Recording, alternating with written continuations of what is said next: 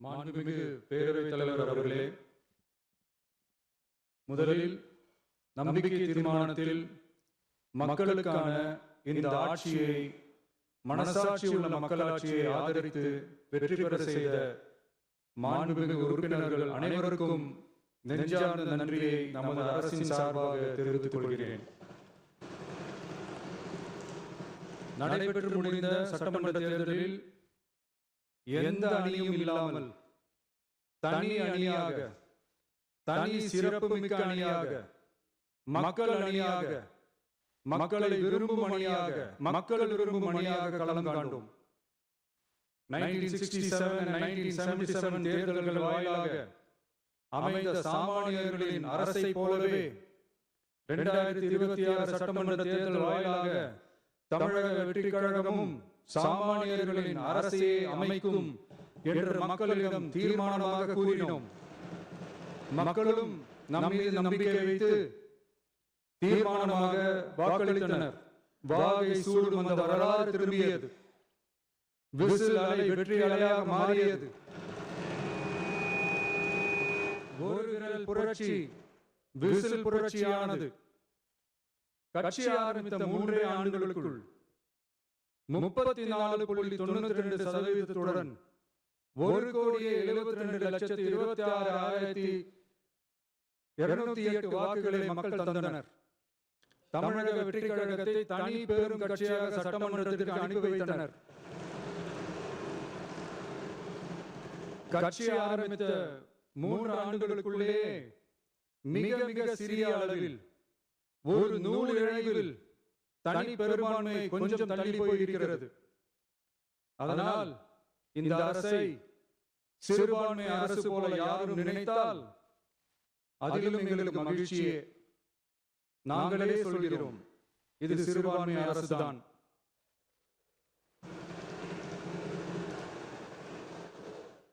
சிறுபான்மை மக்களுக்கான பாதுகாப்பை உண்மையாக நிலைநாட்டும் அரசுதான். அது மட்டுமல்ல, பெண்கள், குழந்தைகள், முதியோர்கள், இளைஞர்கள், அரசு ஊழியர்கள், ஆசிரியர்கள் மற்றும் உழைக்கும் வர்க்கத்தினர் என அனைத்து மக்களுக்குமாக அமைந்த அரசுதான் இந்த அரசு. அந்த நம்பிக்கை அனைவருக்கும் ஏற்பட்டதால் தான் இந்த நம்பிக்கை தீர்மானத்தில் அது நிரூபிக்கப்பட்டிருக்கிறது. இந்த நேரத்தில் இந்த மாமன்றத்தில் நமது அரசு சார்பாக சில உத்தரவாதங்களை நான் தர வேண்டும் என்று விரும்புகிறேன். தமிழக வெற்றி கழகத்தின் கொள்கை தலைவர்களான தந்தை பெரியார், பெருந்தலைவர் காமராஜர், அண்ணல் அம்பேத்கர், வீரமங்க வேலு நாச்சியார், மக்கள் சேவகர் அஞ்சலை அம்மாள் ஆகியோரின் வழிகாட்டுதலுடன் இந்த மக்கள் அரசு மனசாட்சியுள்ள மக்களாட்சியை தரும் என்று உறுதியளிக்கிறேன்.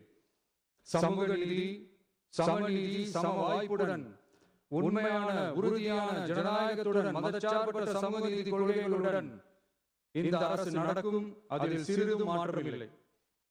நம்முடைய இந்த ஆழமான நம்பிக்கையை மனதார நம்பி வாக்களித்த அனைத்து இயக்கங்களின் தலைவர்களுக்கும், அந்த இயக்கங்களை சேர்ந்த மாண்புமிகு உறுப்பினர்களுக்கும் மீண்டும் நன்றியை தெரிவித்துக் கொள்கிறேன். எம்மதமும் நம் மதமே, எல்லா மக்களும் நம் மக்களே, இதில் வாக்களித்தவர்கள், வாக்களிக்காதவர்கள் என்ற பாகுபாடு இருக்காது. இது எல்லோருக்குமான அரசு. இது சாமானியர்களுக்கான அரசு. இது சாதி மத எல்லைகளை கடந்த அரசு. இது பாகுபாடு காட்டாத அரசு. இது பண்பாடு காக்கும் அரசு. இது பண்பட்ட அரசு. அரசியல் காரணங்களுக்காக யாரையும் எதற்காகவும் புண்படுத்தாத அரசு. இதையெல்லாம் போக போக புரிந்து கொள்வார்கள். எனவே துள்ளி எழுந்து பதில் சொல்வதை விட எதிலும் துணிச்சலுடன் செயலாற்றி வெற்றி பெறும் அரசு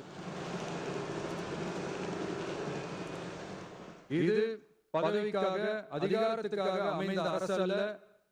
நம்பிய மக்களுக்கு நன்றி கடன் செலுத்துவதற்காக அமைந்த அரசு. அதிகாரம் காட்டி மிரட்டும் அரசு அல்ல, அனைவரையும் அரவணைக்கும் அரசு.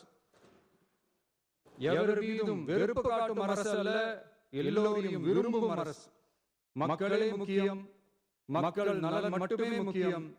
அதுவே எங்கள் ஒரே நிலைப்பாடு. எனவே மனசாட்சி உள்ள மக்களாட்சிக்கு ஆதரவளித்த அனைவருக்கும் மீண்டும் என்னுடைய நன்றியை தெரிவித்துக் கொள்கிறேன்.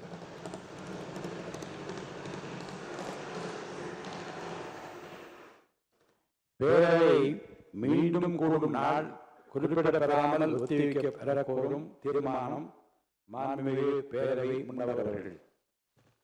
மாண்புமிகு பேரவைத் தலைவர் அவர்களே, பேரவை விதி 25 கீழ் பேரவை மீண்டும் கூடும் நாள் குறிப்பிடாமல் ஒத்திவைக்கப்பெறா எனும் தீர்மானத்தை மொழிகிறேன். மாண்புமிகு பேரவை முன்னவர் அவர்களின் தீர்மானம் பேரவையின் முடிவிற்கு விடப்படுகிறது. ஏற்போர் ஆம் என்க, மறுப்போர் இல்லை என்க. மறுப்போர் இல்லை என்று கருதுகிறேன்.